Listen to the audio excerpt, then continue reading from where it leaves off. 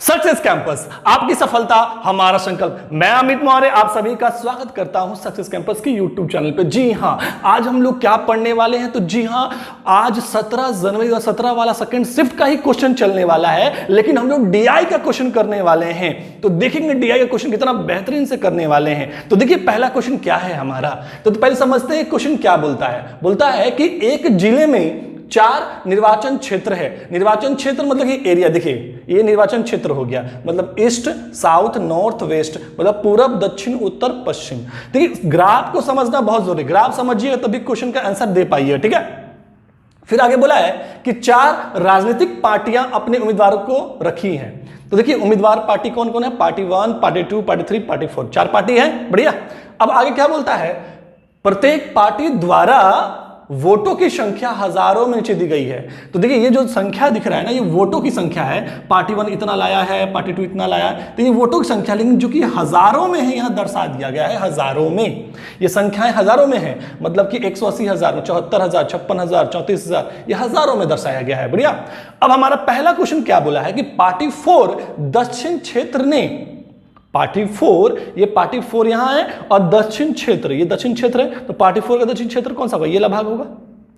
Party 4 का, ये party 4 का दक्षिण क्षेत्र ये वाला होगा पार्ट, मतलब 210। बढ़िया। अब आगे क्या बोला है?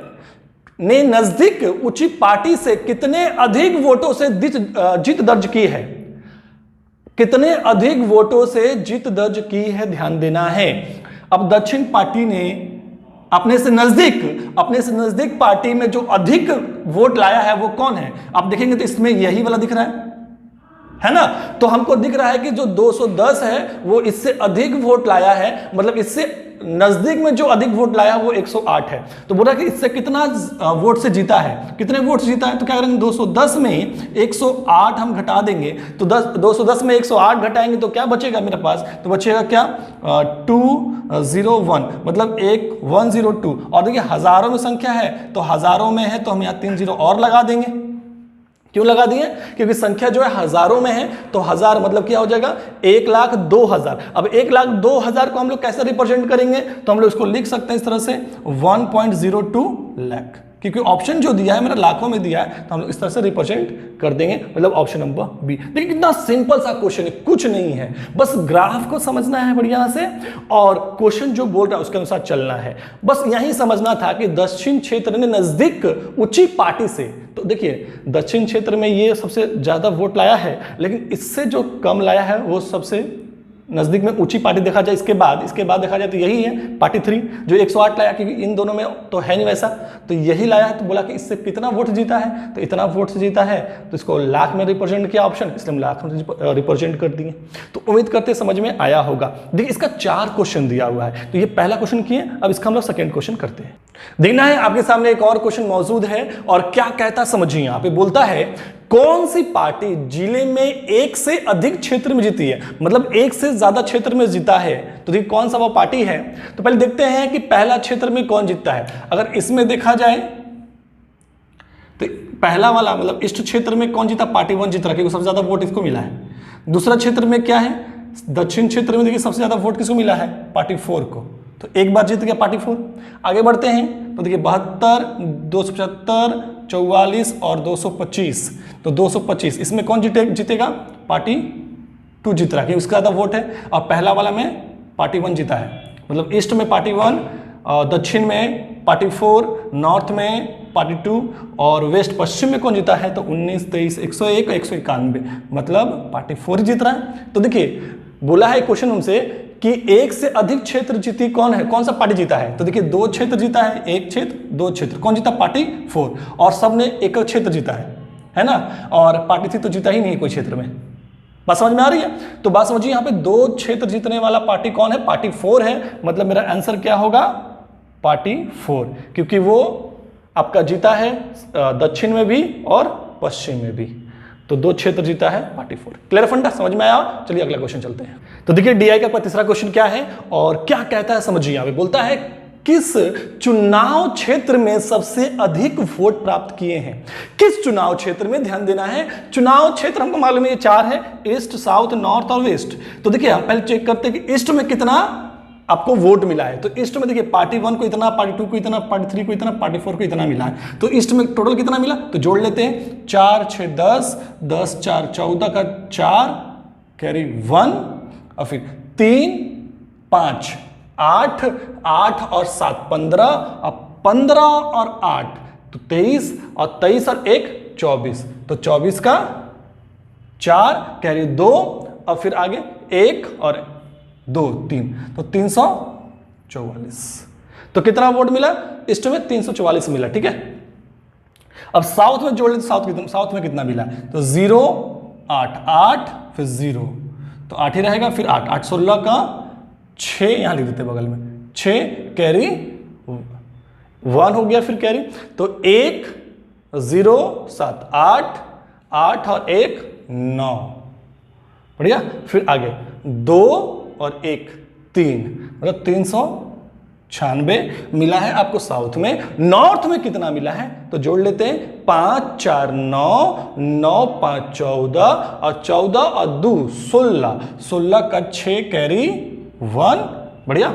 आगे 2 4 6, 6 7 13, और 13 7 20, अब 20 और 1 21 का 1 कैरी 2, और फिर आगे 2 2 4 और 4 2 6, मतलब 616।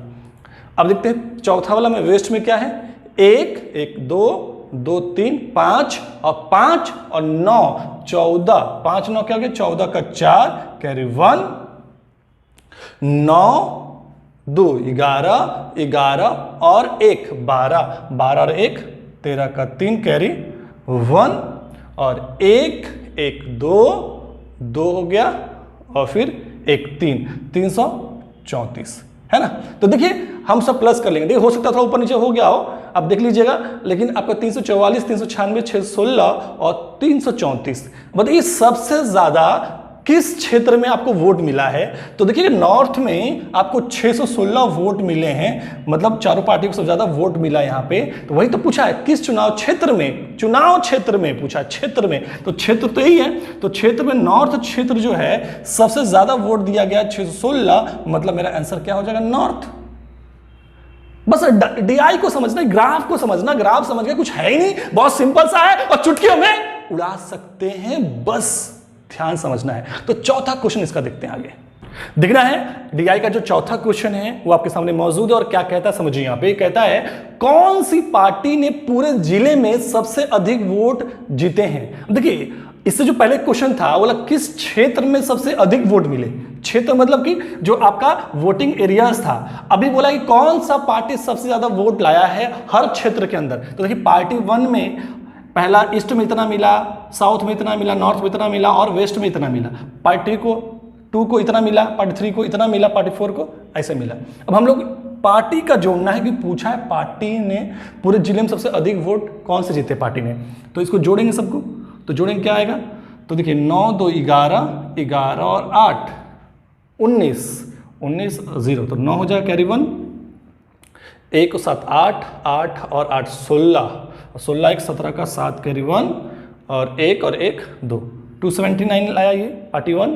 पार्टी 2 कितना लाया है, जोड़ते हैं, 3 5 8, 8 4 12 का 2 कैरी 1, 7 14 21, और 21 और 2 23, 23 और 1 24, 24 का 4 2 2 2 4 और 2 6, 642 हो गया। अब आगे देखते हैं इधर, तो 8 6 14, 14 और 4, 14 4 18, 18 और 1 19 का 9 कैरी 1, 5 4 9, 9 और 1 10 का 0 कैरी 1, और 1 1 2 और 1 3, 309। आगे फिर देखते हैं इसमें 1 5 6, 6 4 10 का 0 कैरी 1, 9 2 11, 11 1 12, 12 और 3 15, 15 1 16, 16 का 6 कैरी 1, और 1 1 2 3, 3 2 5, 5 और 1 6, 660। तो देखिए पार्टी 1 को टोटल जो वोट मिले इतना, पार्टी 2 को इतना मिला है, और पार्टी 3 को इतना, पार्टी 4 को इतना वोट मिला है। और सबसे ज्यादा वोट पूछा किस पार्टी को मिला है, तो आपको दिख रहा है कि 660 पार्टी से पार्टी 4 विजय होता है, मतलब कि डी ऑप्शन हमारा हो जाएगा। तो उम्मीद करते हैं आपको समझ में बहुत बेहतरीन से आया होगा और कुछ डिफिकल्ट नहीं है, बहुत इजी है। देखिए आपको हम एक तोड़ तोड़ की चीज सिखाएं तो आपको बहुत आसान लगा। अगर आप प्रैक्टिस करते हैं तो इस तरह से आपका एग्जाम में भी इजी लगेगा, क्योंकि एग्जाम में अगर यही क्वेश्चन आता है ना वहां टफ लगता है। इसलिए टफ लगता है कि प्रैक्टिस कम होता है और साथ ही साथ एक बार जब स्क्रीन पे क्वेश्चन दिखता है ना तो हम कंफ्यूज कर जाते हैं, है ना। तो देखिए ये हमारा डीआई क्वेश्चन खत्म हो गया। देखना है एक और क्वेश्चन जो एनटीपीसी सेकंड शिफ्ट का ही क्वेश्चन है, तो देखना है इसमें क्या बोला और कैसे बनाएंगे इसको। तो बहुत ही इजी तरीके से बना सकते हैं। समझिए क्या बोलता है क्वेश्चन। देखिए क्वेश्चन को समझना बहुत जरूरी है। पहले समझिए क्या बोलता है। कार 1 एक निश्चित समय में एक निश्चित दूरी तय करती है, ठीक है। कार 1 जो है एक निश्चित समय में एक निश्चित दूरी तय करती है। मान लीजिए टाइम 1 और क्या है पता नहीं है, और डिस्टेंस 1 ये भी क्या पता नहीं, तो हमको मानना है। मान लेते कुछ, तो मान लेते कि टाइम 1 मेरा 1 और डिस्टेंस भी 1 मान ली अभी, ठीक है, मान ली। और आगे क्या बोलता फिर कार 2 मतलब 2 जो है इससे आधी दूरी, मतलब जो दूरी पहले दिया है ना उससे आधी दूरी, इसको कहते हैं टाइम 2 और ये डिस्टेंस 2। अब देखिए आधी दूरी, अभी आधी दूरी मतलब ये पहले दूरी मेरा 1 माने हैं, तो सिंपल सी बात है दूरी अभी क्या आ जाएगा, आधा दूरी 1/2 हो जाएगा, है ना। तो देखिए थोड़ा सा क्या ना हम लोग यहाँ फ्रैक्शन में ना मान के जब हमको मानना ही है, जब हमको मानना ही तो ऐसा माने जहां हमको आसान हो, तो क्या करें ना हम इसको 2 मान लेंगे। डिस्टेंस क्या मान लेंगे 2। तो देखिए आधी दूरी, अगर दूरी हमने 2 माना है तो अब दूरी क्या हो जाएगा 1 हो जाएगा। आसान हो गया ना, थोड़ा सा सिंपल में आ गया। देखिए वैसे ही बना तब भी हमारा आंसर आता, कोई दिक्कत नहीं होता। हमने क्या मान लिया यहाँ पे 2, तो आधी दूरी देखिए बोला है इससे आधी दूरी, मतलब पहले जो दूरी था उससे आधा हो गया। और बोला है कि दुगना समय, मतलब पहले जो समय था उससे दुगना समय, इसको 1 ही रहने देते कि दुगना बोल रहा है तो 1 का डबल क्या हो जाएगा 2 हो जाएगा, है ना। पहले से दुगना समय और पहले से आधी दूरी, तो बोला है कि उनकी सापेक्ष गतियों का अनुपात ज्ञात कीजिए। तो देखिए चाल का फॉर्मूला क्या होता है, तो स्पीड बराबर 4 बराबर होता है दूरी बटा समय, डिस्टेंस बाई टाइम ही तो होता है, स्पीड बराबर डिस्टेंस बाई टाइम होता है। तो देखिए हम अगर स्पीड 1 निकालते हैं और स्पीड 2 का रेशियो निकालना है तो क्या होता है डिस्टेंस बाई टाइम। तो डिस्टेंस कितना है, दूरी कितना है, पहला वाला में 2 और टाइम कितना है 1, और दूसरा वाला में दूरी कितना है 1 और टाइम कितना है 2। बढ़िया। अब हम लोग क्या करेंगे, कुछ नहीं करेंगे, बस क्रॉस कर लेंगे, इसको इधर इसको इधर, तो क्या हो जाएगा 4:1। मतलब इनके जो चालों का अनुपात होगा 2 गुने 2 4 हो गया, 1 गुने 1 हो गया, तो चालों का अनुपात क्या होगा 4:1 हो गया। मतलब ऑप्शन नंबर मेरा क्या हो जाएगा डी। तो बात आपको समझ में आया होगा, कुछ नहीं था, बहुत सिंपल सा क्वेश्चन था। यहाँ पे मनमानी करना था, बस जो बोल रहा था मान के सॉल्यूशन कर लेना आसानी से, है ना। चलते हैं अगले क्वेश्चन पे। देखना है आपके सामने एक और क्वेश्चन मौजूद है, और क्या कहता है क्वेश्चन, कहता है यदि वितरण 10, 8, 15, 12 के 25 का माध्य 12 है, के का मान ज्ञात कीजिए। देखिए माध्य मतलब मीन, और कह सकते हैं एवरेज, औसत। हमको मालूम है कि माध्य बराबर होता है क्या, माध्य बराबर होता है संख्याओं का योग बटा टोटल संख्या, मतलब कुल संख्याओं का योग बटा कुल संख्या, है ना। Sum of total number by total number, तो सम कर लेंगे सबका, तो सम करेंगे कितना आएगा, तो 10 + 8 + 15 + 12 + k + 25, और कितना नंबर है 1 2 3 4 5 6 नंबर है, तो बट्टे में 6। देखिए एवरेज का जो फॉर्म होता है वही फॉर्म इसका है और वही चीज है, ठीक है। और माध्य का वैल्यू क्या दिया 12, तो हम रखेंगे 12।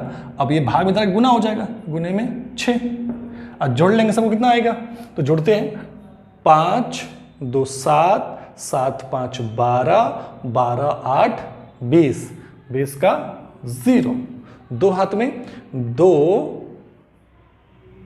2 1 3 4 4 4 5 5 और 2 5 और 2 7 प्लस के, मतलब 70 प्लस के था ना, यहाँ पे प्लस में रहेगा।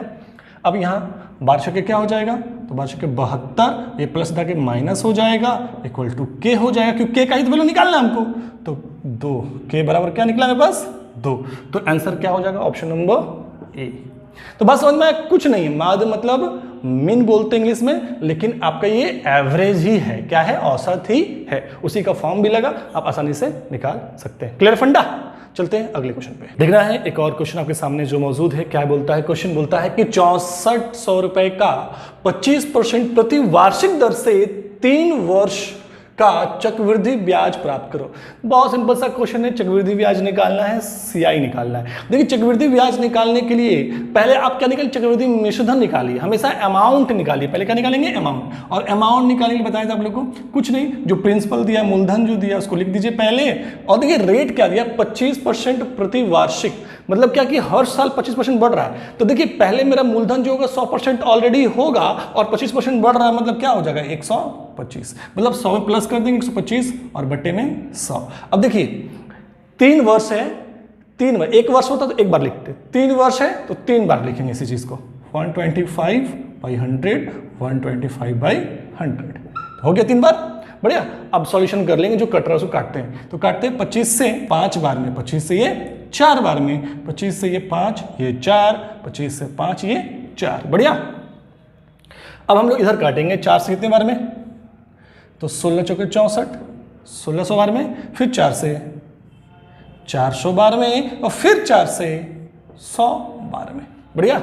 अब इधर गुना कर लेंगे, तो 5 गुने 5 गुने 5 125 हो जाएगा, और 125 गुने 100 मतलब क्या हो जाएगा 12,500। ये क्या निकलेगा, अमाउंट। अमाउंट मतलब क्या होता है, मिश्रधन। मिश्रधन में क्या होता है, मूलधन और ब्याज। मिश्रधन के अंदर क्या है, मूलधन, मतलब मूलधन में ये जो 6400 तो है ही है, साथ में 3 साल के इसके अंदर ब्याज भी है। तो हमको तो ब्याज सिर्फ निकालना है ना, सीआई निकालना है, कंपाउंड इंटरेस्ट निकालना है। तो अगर हम लोग मूलधन को, प्रिंसिपल को अमाउंट में घटा देंगे ना, घटा देंगे, तो घटाने में मेरा क्या निकलेगा, ब्याज।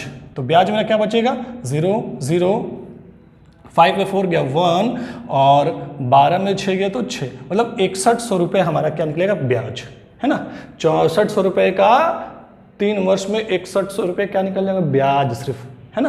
तो ब्याज मेरा क्या हो गया, 6100 रुपये, मतलब ऑप्शन नंबर डी। तो बहुत ही बेहतरीन समझ में आपको आ चुका होगा, कोई दिक्कत नहीं हुआ होगा। तो अगले वीडियोस में हम लोग क्या देखेंगे, 216 वाला जो एनटीपीसी का सारा क्वेश्चन है वो रिदम वाइज एक करके देखते जाएंगे। तो फिर अगले वीडियोस में मिलते हैं, तब तक के लिए धन्यवाद, शुक्रिया।